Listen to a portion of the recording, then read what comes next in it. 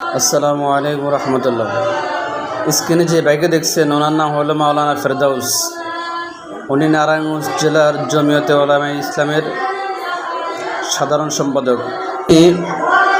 নির্বাচনের আগ থেকে নির্বাচনের পর পর্যন্ত ইভেন কি এখন পর্যন্ত বাংলাদেশ জামাত ইসলামের বিপক্ষে এমন কোনো কথা নাই যেটা উনি বলেন। যত রকমের নোংরামি কথা আছে ওনার দোষ কী দেব, ওনার যে দলীয় প্রধান ওখান থেকে শুরু হয় মূলত নোংরামিগুলা। তো এমন কোনো কথা না যেটা ওনারা বলে নেই।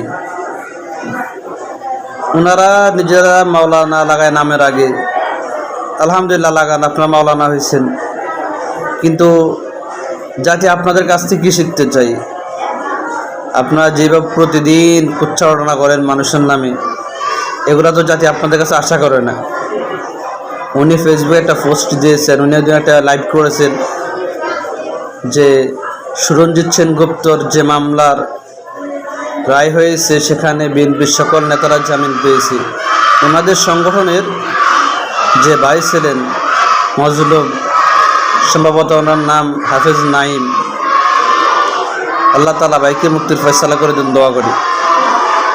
কিন্তু এতদিন উনি পা চাটলেন, গোলামি করলেন, তেল মারলেন, দিন শেষে কী হলো? ওই আদালতে আপনি নিজের দলের লোকের তো ফাঁসি রায় হয়ে গেল।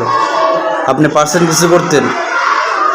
আপনার তো তেমন কোনো প্রতিবাদ সংগ্রাম কিছু দেখলাম না, কোনো আন্দোলনও দেখলাম না, আপনার দলের প্রধানকেও দেখলাম না। দিন শেষে যে মানুষের নামে কুচ্ছাগুলো রটনা করে, এখনও সময় আছে। যাদের নামে কুচ্ছা রটনা করেছেন তাদের কাছে গিয়ে মাপ চান তাদের নামে। আপনারা যে কুচ্ছাগুলো পড়েন, যে ধরনের গীবত শেখাতে লিপ্ত থাকেন, আর যে তেলবাজি করেন, দালালি করেন, দালালি আপাতত বাদ রাখেন।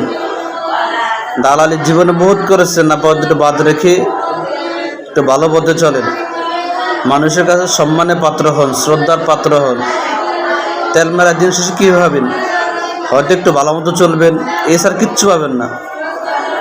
যেটা নির্বাচনে আপনারা একটা সিটের জন্য বহু তেলবাজি গলাবাজি করেছেন, বহু দলকে বাজেভাবে কথা বলেছেন, পাইছেন একটা আসনও পাননি, পাবেনও না। কারণ আপনাদের নিজেদের যে বুদ্ধাবুদ্ধি নিজেদের ভিতরে, যারা সবসময় মাইকের সামনে এসে মানুষ নিয়ে বাজে কথা বলে, তাদেরকে মানুষ দেখতে চায় না। মানুষ এখন ঠান্ডা মাথার মানুষ পছন্দ করে। আল্লাহ তাআলা আপনার হেদায়েত দান করুন, আর ভবিষ্যতে কখন এই কাজগুলা করার থেকে আল্লাহ তাআলা আপনাদেরকে